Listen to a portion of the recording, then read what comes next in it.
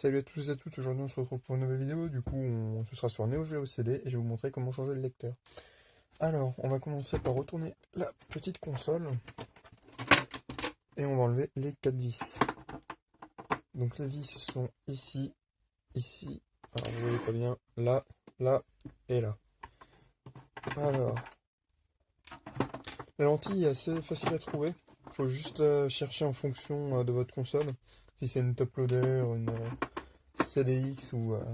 une CDX, je me raconte. Une Neo Geo CD2 ou une CDZ. Alors, voilà. J'ai une super lumière tactile, du coup elle se désactive une fois sur deux. Alors si quelqu'un a un problème de console qui reboot, je suis super intéressé pour faire une vidéo dessus. Donc qu'il me laisse juste de quoi le contacter. Et j'aimerais bien lui racheter ou alors lui emprunter juste pour une vidéo.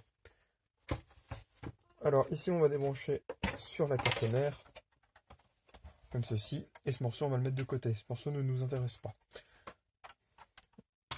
Voilà. Alors pour la lentille, donc pour moi, donc c'était celle-ci. Donc là vous aurez la référence dessus.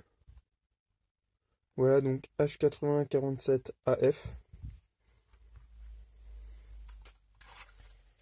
Alors. Maintenant, on va passer au démontage du lecteur. Du coup, il nous faut un petit cruciforme. On va enlever les grosses vis comme ceci.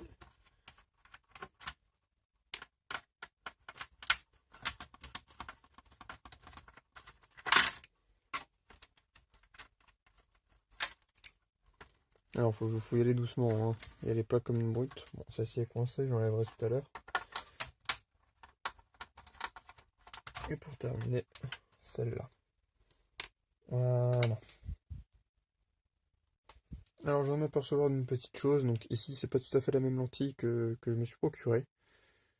Alors, si vous voyez ici, bah, on a un espèce de petit connecteur, alors que sur la lentille originale, c'est en cercle. Donc, je ne sais pas si ça fonctionnera parfaitement avec cette lentille. Donc, j'ai déjà testé dans un premier temps comme ça, et puis on va voir. Alors, on refait le focus. Alors, ici pour enlever la lentille, ça va être simple. On va commencer un petit peu comme sur le Mega CD par déclipser l'avant pour en dessous. Alors, je peux pas vous montrer correctement, c'est assez compliqué, mais l'idée c'est d'enlever cette petite pièce. Hop. Et ici, on va avoir accès à ça. Donc, le lecteur ressemble énormément à celui du Mega CD2. Alors, une technique, ça va être d'enlever cette pièce du mécanisme.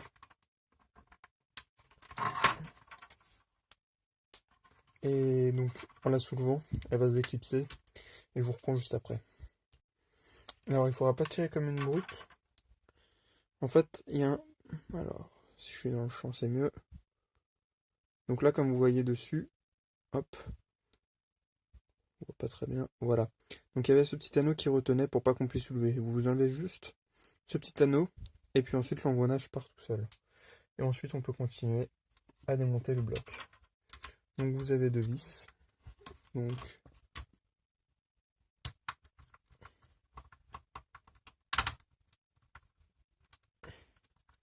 vous les retirez tout simplement et c'est super flou. Voilà.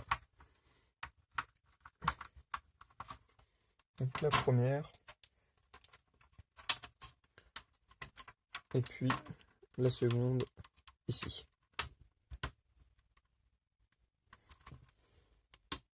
Alors, donc elles sont super bien vissées.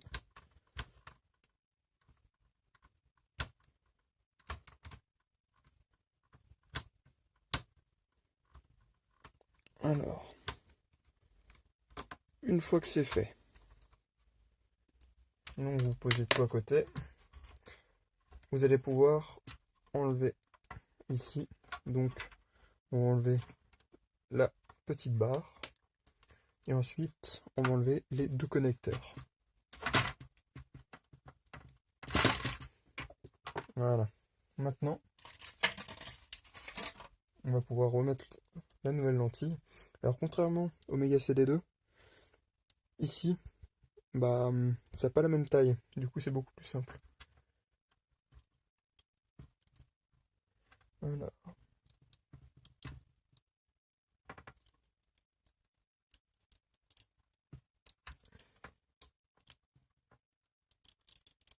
Hop, hop. Et maintenant,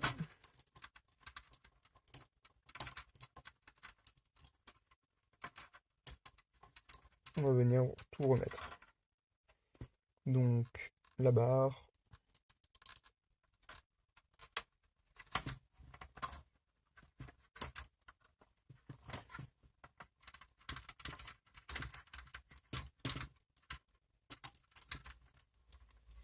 Alors, prenez bien votre temps. N'allez pas casser quelque chose. Parce qu'après, pour retrouver un lecteur comme ça, vous allez en baver. Mis à part en achetant une autre Neo Geo. Ce qui n'est pas forcément le but de la réparation. Alors, la première et la deuxième.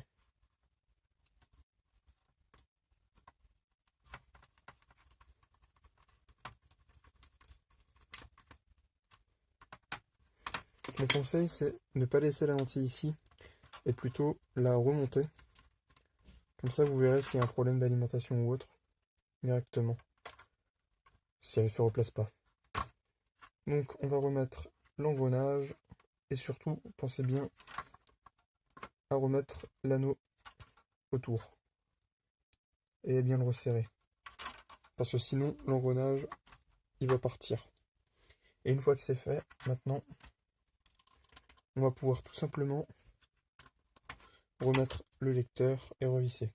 On se retrouve pour le test. C'est parti, on se branche. Alors testez toujours avec un CD de musique avant. Ça évite de rayer un jeu, tout simplement. Ce qui serait assez bête. Alors. Juste pour une manette. Je sais pas où j'ai mis la manette. Très bien. Hop. Donc on va s'essayer suite le petit CD.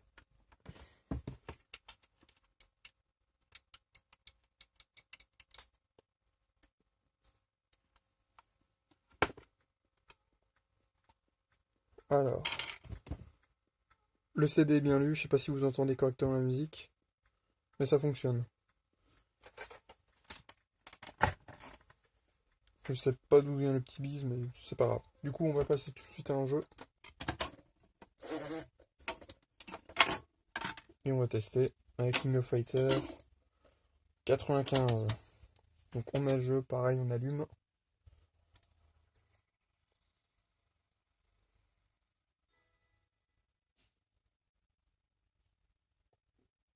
Et puis maintenant, bah, on va attendre que ça charge.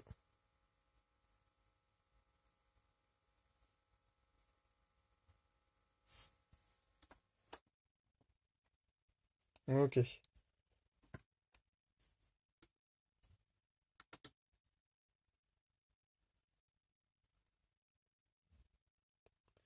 Donc ça c'est le problème de la Neo Geo CD, c'est que c'est un lecteur x1.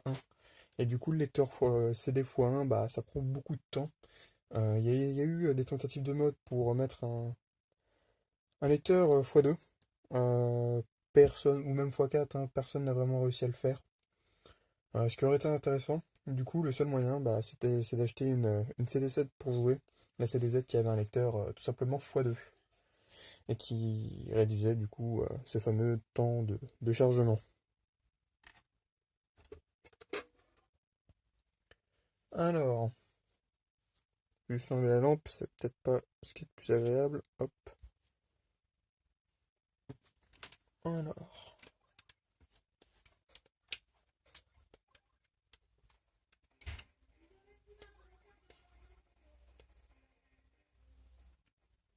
On va tester tout ça. Alors, je vous ai épargné le chargement supplémentaire. Mais comme vous voyez, bah, tout fonctionne correctement, la manette, hop. Alors, les coffres, c'est pas un jeu auquel j'ai joué. Donc là,